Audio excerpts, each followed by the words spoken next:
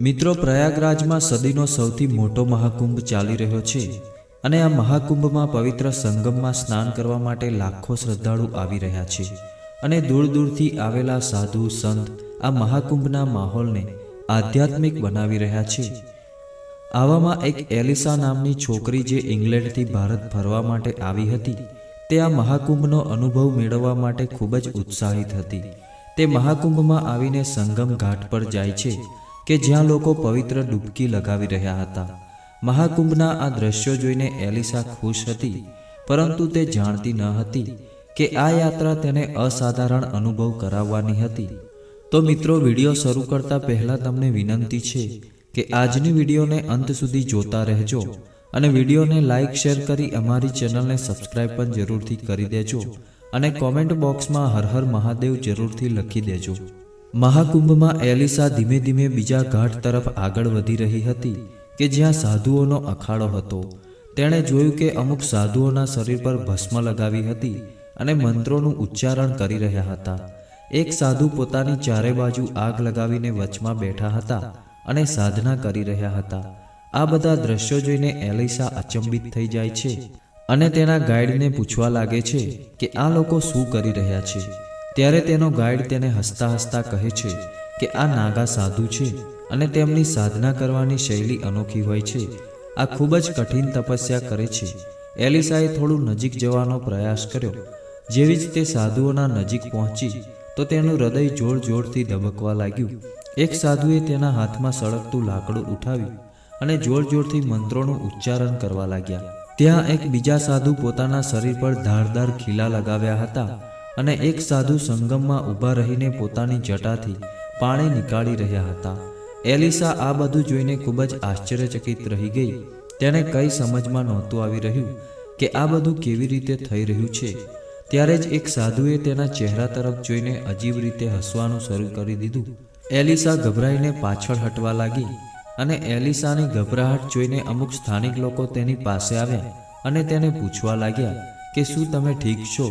તો તે ડરતા ડરતા બોલી કે આ લોકો શું કરી રહ્યા છે, મને કંઈ સમજ નથી આવી રહ્યું। હું ખૂબ જ ડરી ગઈ છું। લોકોએ તેને સમજાવવાની કોશિશ કરી કે આ નાગા સાધુઓનો સામાન્ય વ્યવહાર છે, આમાં કોઈ ડરવાની વાત નથી। પરંતુ એલિસાનો ડર ઓછો ના થયો અને તે ત્યાંથી ભાગી જવાનું વિચારી રહી હતી। ત્યારે એક સાધુ અચાનક તેની પાસે આવ્યા અને કંઈક અજીબ ભાષામાં બોલવા લાગ્યા। એલિસા હવે વધારે ગભરાઈ ગઈ અને પોતાના ગાઈડને કહેવા લાગી કે મહેરબાની કરીને મને અહીંથી લઈ જાઓ। તેના ગાઈડે તેને સમજાવવાની કોશિશ કરીને શાંત કરી, પરંતુ તેની ગભરાહટ વધતી જઈ રહી હતી। ત્યારે જ ત્યાં ફરજ પર રહેલા પોલીસકર્મી તેની પાસે આવ્યા અને ઇન્સ્પેક્ટરે શાંતિપૂર્ણ સ્વરમાં પૂછ્યું કે મેડમ, શું થયું? તમે કેમ ડરેલા છો? એલિસાએ કાંપતા કાંપતા કહ્યું કે આ લોકો શું કરી રહ્યા છે। ઇન્સ્પેક્ટરે તેને સમજાવતા કહ્યું કે મેડમ, આ નાગા સાધુ છે અને તેમની સાધના કરવાની શૈલી આવી જ હોય છે, પરંતુ આ કોઈને નુકસાન નથી પહોંચાડતા। તમે ગભરાઓ નહીં, આ અમારી પરંપરાનો એક હિસ્સો છે। એલિસાને થોડી રાહત મહેસૂસ થઈ, પરંતુ તેના મનમાં હજુ પણ ડર હતો અને અજીબ બેચેની બનેલી હતી। એલિસા મહાકુંભમાં થયેલી આ વિચિત્ર ઘટના બાદ પોતાની હોટલ પર પાછી આવી જાય છે, પરંતુ તેનું મન હજુ બેચેન હતું। તેની આંખો સામે વારંવાર તે નાગા સાધુ અને તેમના અજીબો ગરીબ ચમત્કાર આવી રહ્યા હતા। તેને કંઈ સમજ નહોતું આવી રહ્યું કે આ ઘટનાને કેવી રીતે સમજે। તેની હોટલની રૂમમાં બેસીને તેણે ડાયરી કાઢી અને તેમાં લખવા લાગી કે આજે મેં એવું કંઈક જોયું કે જે કદાચ શબ્દોમાં પૂરી રીતે વ્યક્ત ના કરી શકાય। શું આ આધ્યાત્મિકતા હતી કે અથવા બીજું કંઈ? અને તે આખી રાત તે ઘટના વિશે વિચારતી રહી। બીજા દિવસે સવાર થાય છે અને તેણે નક્કી કરી લીધું કે મારે હવે આ સાધુઓ વિશે વધારે જાણવાની કોશિશ કરવી પડશે। પછી તેણે ગાઈડને કહ્યું કે હું ફરીથી તે જગ્યાએ જવા માંગુ છું અને આ વખતે હું તેમની સાધનાને એકદમ નજીકથી જોવા માંગુ છું। કદાચ હું તેમની આ રહસ્યમય દુનિયાને સમજી શકું। ઘાટ પર પહોંચ્યા બાદ એલિસાએ જોયું કે સવારનો માહોલ એકદમ શાંત હતો। લોકો ગંગામાં ડૂબકી લગાવી રહ્યા હતા અને પંડિતો મંત્ર ઉચ્ચાર કરી રહ્યા હતા। સાધુઓ પોતાની તપસ્યામાં લીન હતા। તે સમયે એલિસાએ અનુભવ્યું કે રાત અને દિવસના માહોલમાં ખૂબ જ અંતર હતું। દિવસમાં બધું થોડું વધારે શાંતિપૂર્ણ અને ઓછું ડરાવણું લાગી રહ્યું હતું તે ધીમે ધીમે અખાડા તરફ આગળ વધવા લાગે છે કે જ્યાં નાગા સાધુઓ ભેગા થઈને રહેતા હતા. આ વખતે એલિસાએ પોતાના ડર પર કાબૂ રાખવાની કોશિશ કરી અને સાધુઓ પાસે જઈને ઊભી રહી. તેણે જોયું કે એક સાધુ ધ્યાનની મુદ્રામાં બેઠા હતા. તેમની આંખો બંધ હતી અને શરીર પર ભસ્મ લગાવી હતી. તો બીજા સાધુ આગની પાસે બેઠા હતા અને એક હાથમાં ત્રિશૂળ પકડેલું હતું. પછી એલિસાએ હિંમત એકઠી કરીને ગાઈડને કહ્યું કે શું આ લોકો મારી સાથે વાત કરશે? તો ગાઈડે જવાબ આપ્યો કે જો તમે પરમિશન માંગો તો કદાચ તમારી સાથે કોઈ વાત કરી લે, પરંતુ આ ખૂબ જ અલગ પ્રકારના લોકો છે. તેમની પાસે જતા પહેલા વિનમ્રતાથી જવું જોઈએ. એલિસાએ એક સાધુ પાસે જઈને હાથ જોડીને કહ્યું કે નમસ્તે. તો સાધુએ પોતાની આંખો ખોલી અને તેના તરફ જોયું. પછી તે નાગા સાધુ થોડું હસ્યા અને બોલ્યા કે તું કોણ છે અને અહીં શા માટે આવી છે? એલિસાએ ગાઈડની મદદથી જવાબ આપ્યો કે હું વિદેશથી આવી છું અને તમારી સાધના વિશે જાણવા માંગુ છું. તમે બધા સાધુઓ આ રીતે આટલી કઠોર તપસ્યા કેમ કરો છો? તો સાધુએ જવાબ આપ્યો કે સંસારનો ત્યાગ કરીને કઠણ સાધનાના માધ્યમથી અમે ભગવાનથી જોડાઈએ છીએ, પરંતુ આ એટલું આસાન નથી, કારણ કે જે આ માર્ગની પસંદગી કરે છે તેણે ભય અને મોહ બંનેથી મુક્ત થવું પડે છે. એલિસા આ જવાબને પૂરી રીતે સમજી ના શકી, પરંતુ તેણે અનુભવ્યું કે સાધુઓની જીવનશૈલી, તેમનો વિશ્વાસ સાધનાનું એક પ્રતીક છે. તેણે જોયું કે એક અન્ય સાધુ પોતાના પર સળગતું કપડાનો એક ટુકડો રાખ્યો અને નાચવા લાગ્યા. આ જોઈને તેને ગાઈડને પૂછ્યું કે શું આ પણ તેમની સાધના છે કે આ તેની ભક્તિ અને તપસ્યાને બતાવવાનો પ્રકાર છે? આ સાધુ પોતાના શરીર અને મન બંનેની સીમાઓને તોડવાની કોશિશ કરે છે.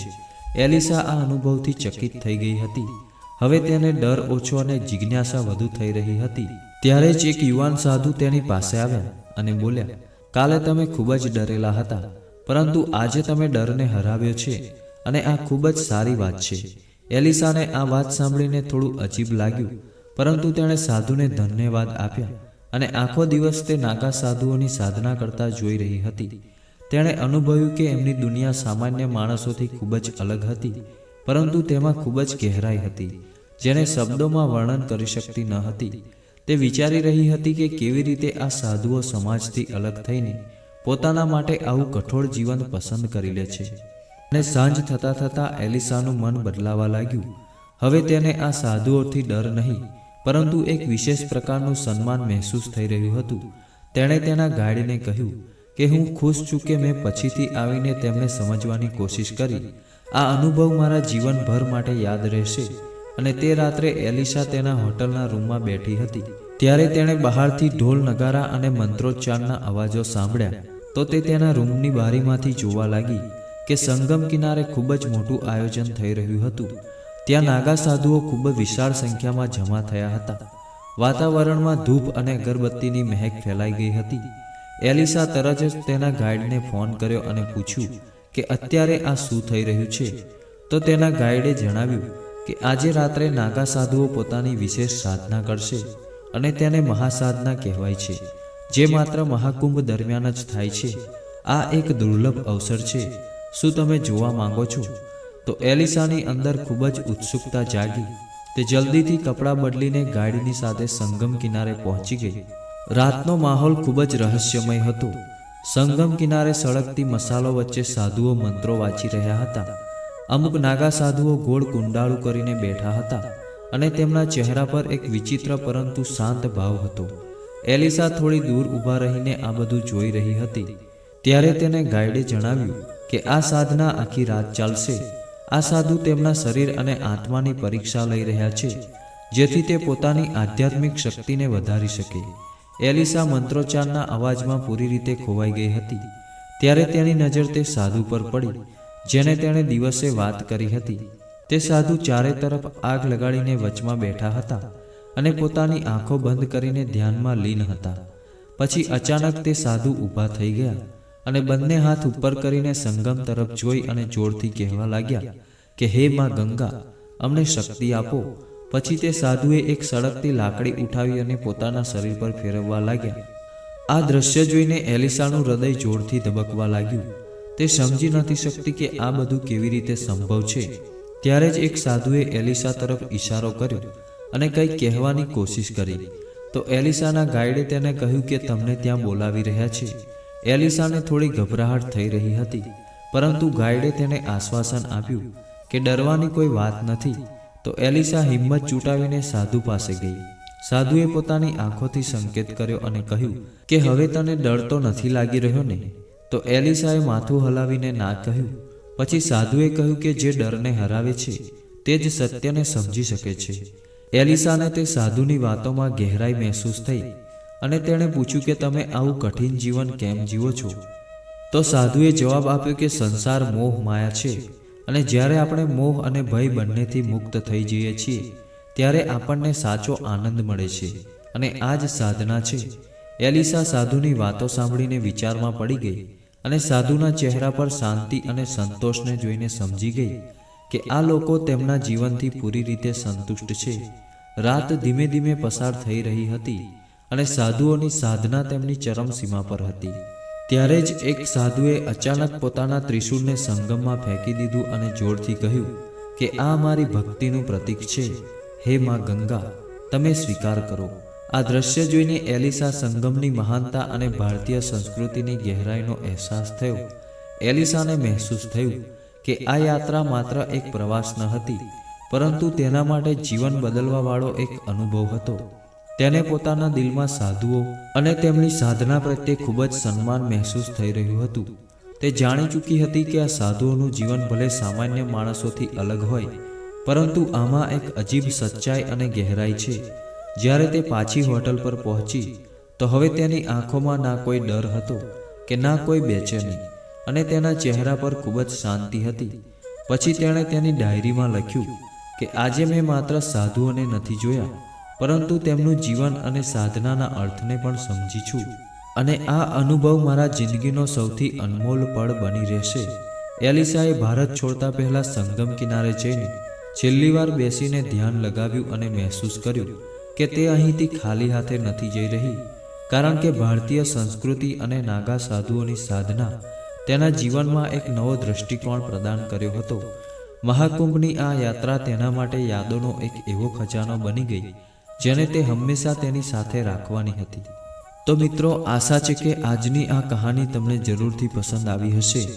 આજની વિડીયો સારી લાગી હોય તો વિડીયોને લાઈક કરી વધુમાં વધુ શેર કરી દેજો, અને હજુ સુધી અમારી ચેનલને સબસ્ક્રાઇબ ના કરી હોય તો ચેનલને સબસ્ક્રાઇબ પણ જરૂરથી કરી લેજો. જય શ્રી કૃષ્ણ. હર હર મહાદેવ. મિત્રો.